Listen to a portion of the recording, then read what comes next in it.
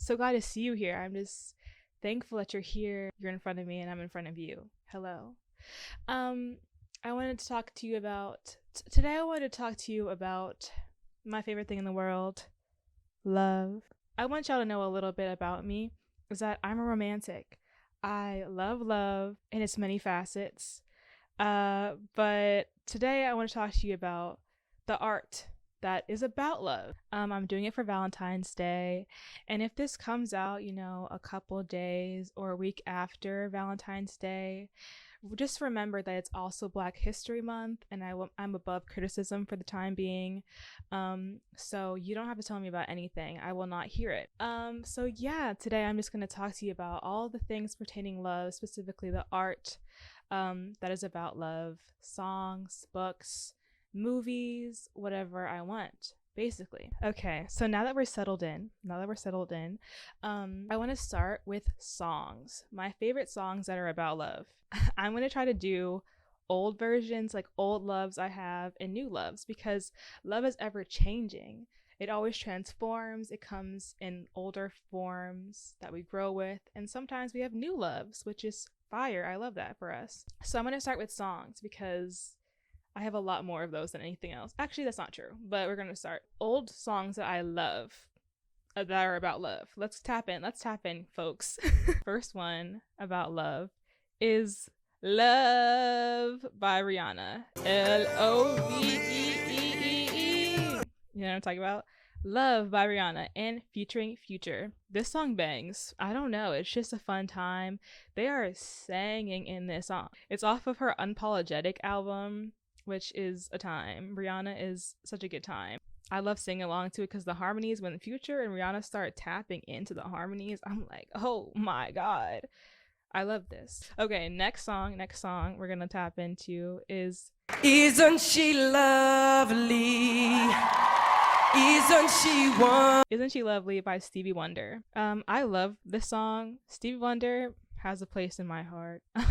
This is like one of his most popular songs, but it is so precious to me. Like, it's one of those songs. I love this like concept of songs where it's someone making a song about their child and their love for their child. Another one that's good is Flowers for Zoe by Lenny Kravitz. That one's fire. Just like songs about babies just make my heart warm. Like, familial love is so sweet. Just looking at your spawn and being like, damn, I did that. Like, shit, that was all me and Bayfie. That's so precious. That's so beautiful. Like, being astonished by your child, your baby, and being like, dude, I hold so much love for you. I literally, if I have a child, I'm putting that bitch in the studio immediately. You're on every track, girl. Be like Blue Ivy.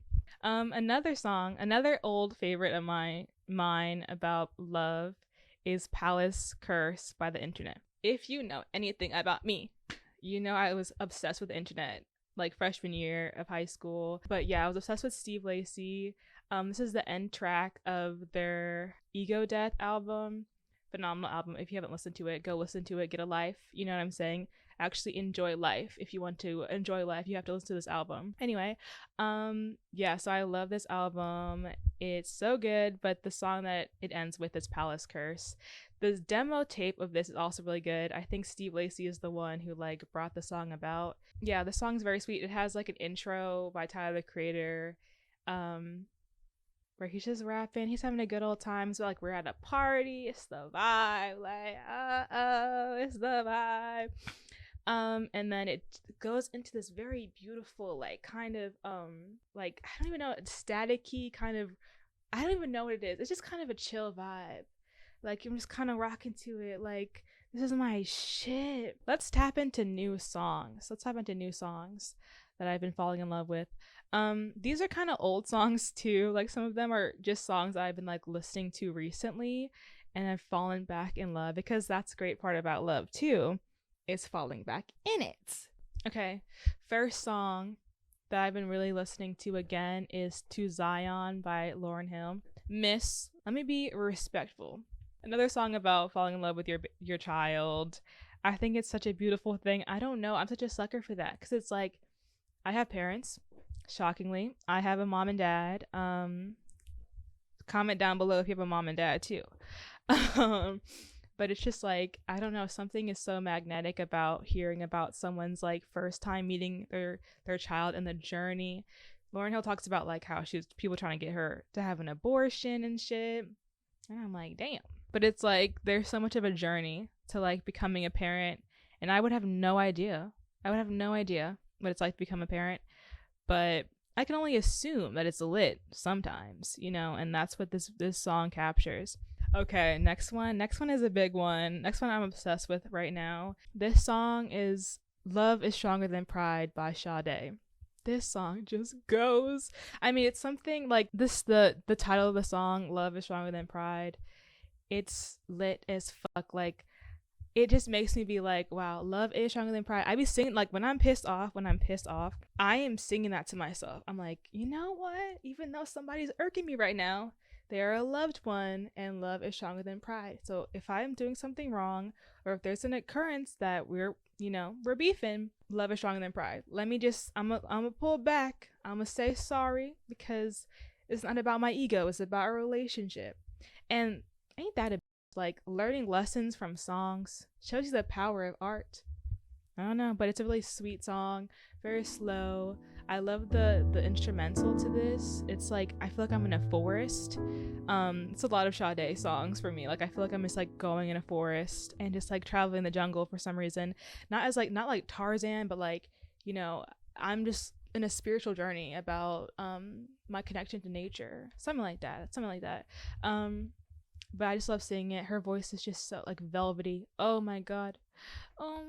Sade, I love you. Yeah, that song is so good. If you heard it, you know why I'm excited.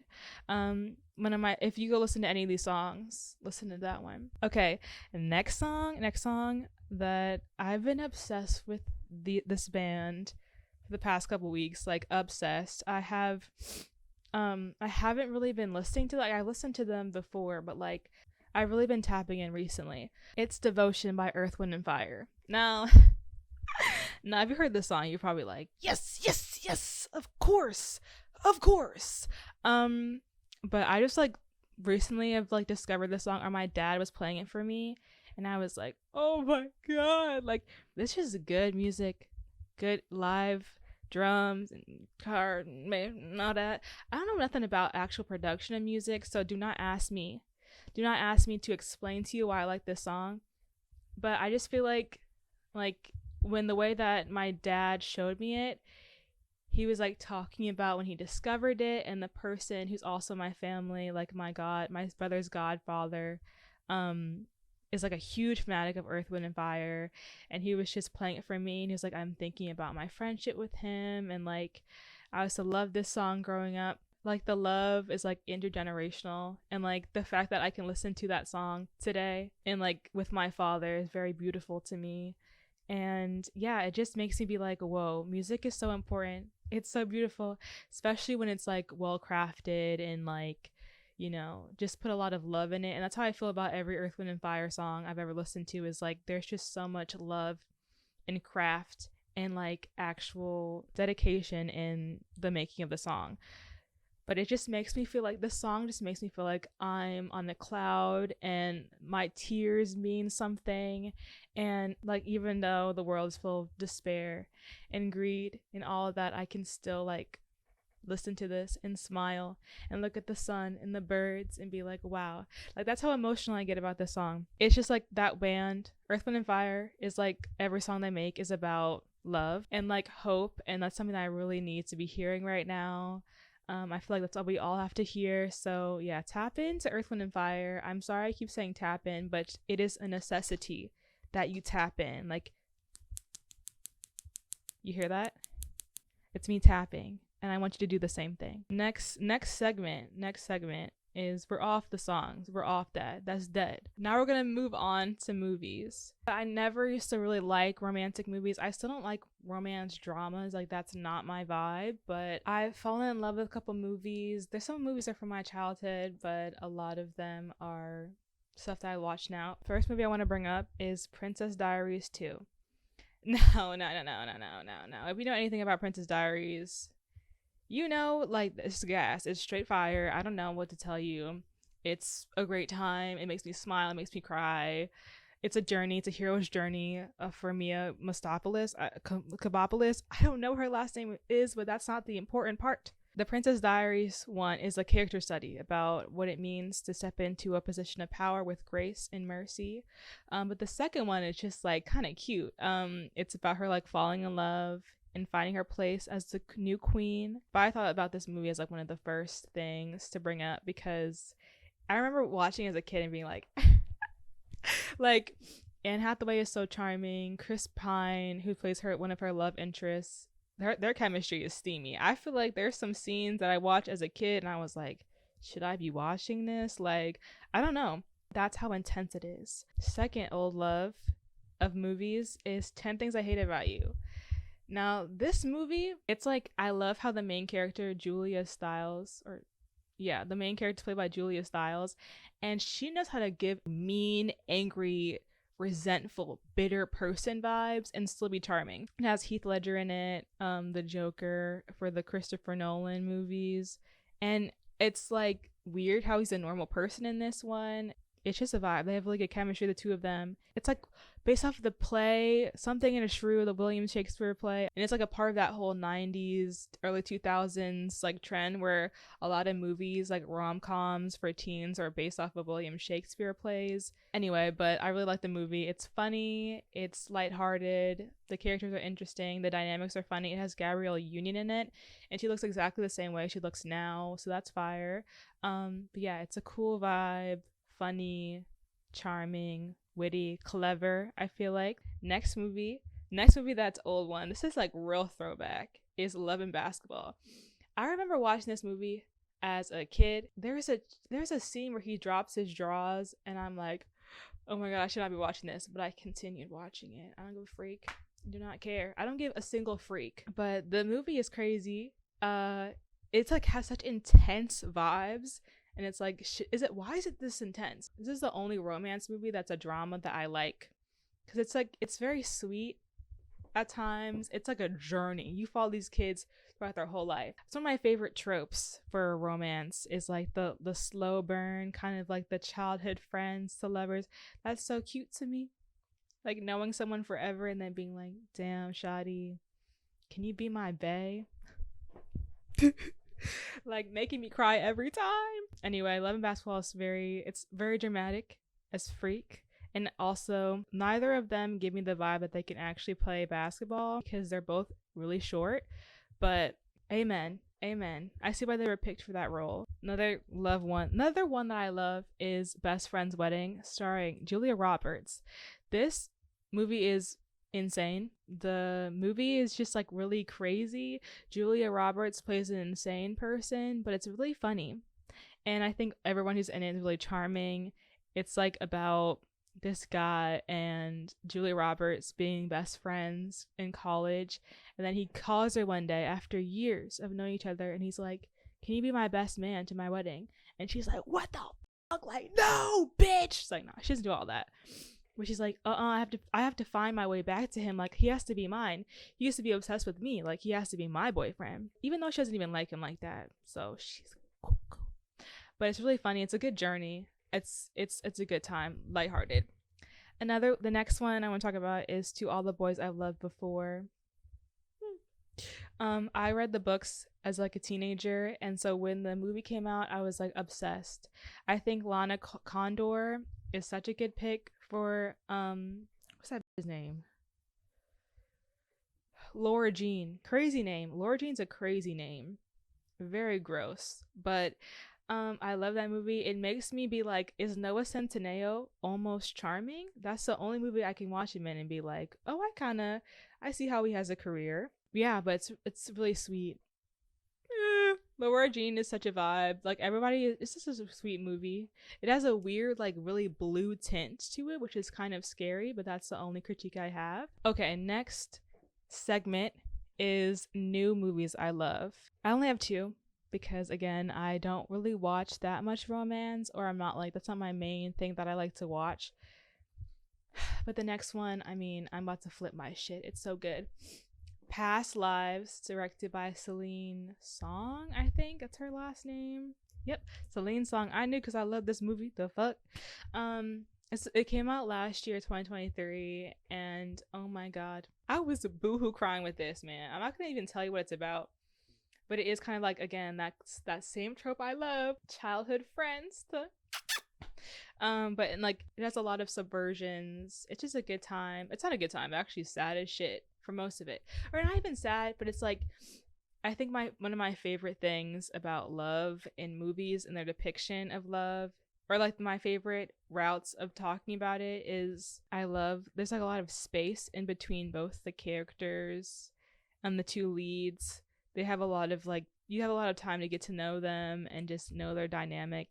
The two leads have great chemistry. It's just so nice. I don't know. It's a cute story.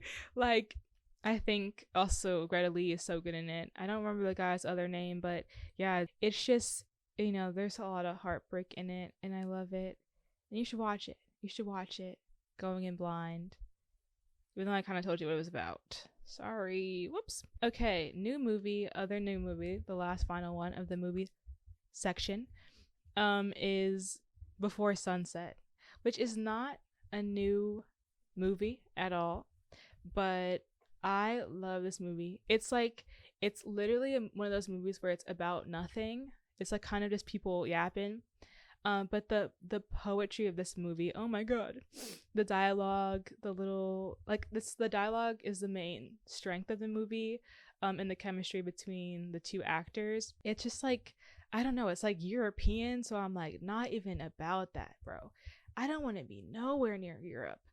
But it's also like, wow, these two meeting on a train, have a little meet cute, and they're having a night together, never met before. They're just walking around, I think, Austria, and just enjoying each other's company and wonderings about the world. And it's just so much play in the movie. It's just a good time. There's like this certain quote that I love. I'm gonna butcher it, but I'm gonna see what it's about. But it's like exactly what I feel like I needed to hear. And it's like, if there's a God, I don't think he's in you or even me. But just this little space in between. If there's any kind of magic in this world, it must be in the attempt of understanding someone, sharing something. One of my like kind of interests in like intersections about love is love and God. I won't go into that because that's not why we're here. But it is kind of like all these things, all these like kind of things that we've created, or that kind of describe the connection in between each person, like interpersonal connection, I think is so interesting. And I feel like describing God as like a way to describe love in between or between two people, I just feel like I really like that. I think that's really interesting. I just feel like it has a lot of like, it's just about wondering and like kind of having conversation about someone that you're interested in, about the world, and how it's a way that people bond, is like kind of having the same idea or even opposing ideas about love. Yeah, sweet movie. I like it. Very tender. Okay, next movie. We're done with movies. Now we're into books. I have a couple of books. I read them last year, at the beginning of last year, literally during this time. And I feel like there's still books that like ring true. Okay, I'm gonna show you the first one if I can find it. Goddamn. The first one is, if you know anything about books and anything about love, you probably know what I'm about to say. All About Love by Miss Bell Hooks. Shout out to Queen. Shout out to Mamas. I'm not putting that in. It's offensive that I said that. This book is kind of beat up and battered, but you see how many bookmarks I got in it? That's the truth, girl. I feel like the book is really good because it's not just talking about romantic love. That is kind of one of the very small parts of the book. It just talks about community love, familial love, just our misinterpretations about love, our descriptions about love, how love exists in certain systems, how love exists in patriarchy, capitalism, racism. I'm just like, damn, like love is not just about kissy kissy. It's like this kind of ever-present force that kind of keeps us alive and survive. It's like that idea has really changed my life. There are certain things that are said in this book where I'm like, ooh, uh-oh. I did not want to hear that, but now that I know what it is, I'm gonna like try to construct different patterns, kind of open my eyes about a lot of things and things I could have been ignoring, and things and like relationships I thought were love but they really weren't. But yeah, the book is really interesting. I feel like this is a trend to read this book like 2 years ago, and I feel like a lot of y'all were ignoring what she said. I'm not even gonna lie with you. A lot of y'all did not read those books with actual full comprehension, because why are you acting like that? But that's pretty much that on that. Next book is a book that like kind of changed my life, as a lot of these things in here have. Next book is Strength to Love by Martin Luther King. And look at that. Black History Month and love go hand in hand. But yeah, it's also a book about like faith and community and all these different facets of love. I don't know where this book is at, so I'm gonna put like a picture of it in. I have no idea where it's at, and I'm so pissed. But it's also marked up the same way that All About Love is. But yeah, it has like such beautiful writing, dude. I didn't know Martin had it like that. Like Marty, go ahead, girl. Because I know he was a very beautiful like orator. What is the word? He had this like special talent of being able to give speeches, but the actual words that he writes are just as beautiful. Um, his like diction, his way of like forming a sentence, his metaphors are great, but that's just like kind of the more nerdy side of it that I like. But the actual concept of it is like taught me a lot about how we approach or how we incorporate love and like ideas of love into activists or like civil rights movements, which is something that's very important nowadays, and has been for a while. And it's just like, how do we apply the same love and tenderness that we apply to like loved ones or relationships to the actual movement and community? Okay, next and final book uh is a book that I literally tell everyone to read, and it literally changed my life. The next book is Be Not Afraid of Love. The full book title is Be Not Afraid of Love: Lessons on Fear, Intimacy, and Connection. I love this book. It's written by a non-binary author. They're Chinese, I'm pretty sure, and they're from Australia. It's another book that I do not know where it's at, because I had them in the same place, but I don't know where they went. Also, marked down. But this book goes into like every emotion, fear, numbness, depression, sadness. It goes into a lot of different emotions, and it kind of shows you how love is attached to all those things, or how love can help you understand those things. It's about like how Mimi was a part of an intimate abusive relationship, and how they healed from that, how they've moved away from the situation. They have a Substack called Writing to Heal, and it's just like they have a lot of good relatable things to say, very personal writings. It's kind of a self-help book almost, but it's with the acknowledgement of like capitalism sucks, and that kind of informs the way that we perform in intimate relationships. I feel like it changed my way of thinking. There's some parts where it talks about the importance of presence, and they kind of compare presence to the way like internal presence in the way that when you're first falling in love with somebody, you notice everything about them, and you like see the way their hair moves a certain way, or the way that they smile in a certain way, or like their breathing patterns, and kind of like using that same application to the way that you love yourself and the way that you practice presence. You know, sitting down and being like, oh, I hear my heart beating, I hear what's happening in my ears, all of that. They're constantly able to connect things that you never thought were connected to, you know, peace and love and tenderness to like whatever. It's also a part where they talk about like anger, and how anger can be perceived as this terrible emotion, but like it's really love, because anger is like a protective force of what you really love. It's just, I'm butchering all the things that they say in the book, but it gave me a lot of perspective. It can be triggering at times, like a lot of triggers actually. I also love the audiobook. It's read by Mimi Zhu, and they do like breathing exercises as the audiobook goes on, so that's nice. Yeah, great book. Please read it if you want to, if you can withstand it. Yeah, cool. Okay, last section is poems.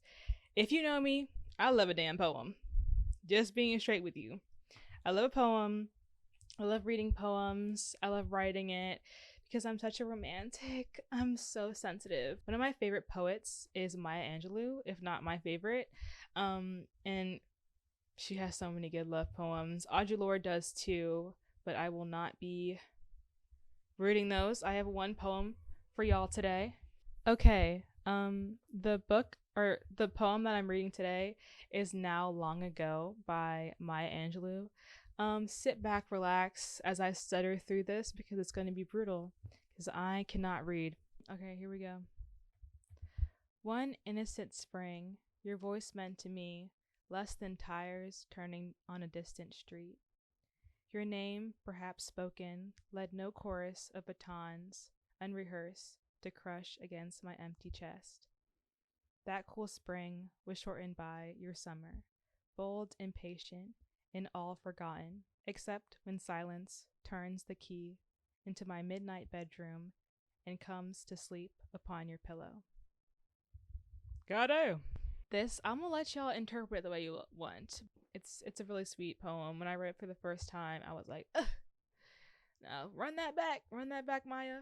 Um, yeah, that's it. That's all I have for you today. If you listen, watch, read any of the recommendations I gave today, please tell me about it. Put it down in the thingy down there. Yeah, this was fun. I really loved this. I love this. I wish you a lovely, peaceful, fulfilling Valentine's Day. And I hope you love on somebody if you want to. Have a good evening, day, night. Enjoy love while you can, and I'll see you next time. Bye bye.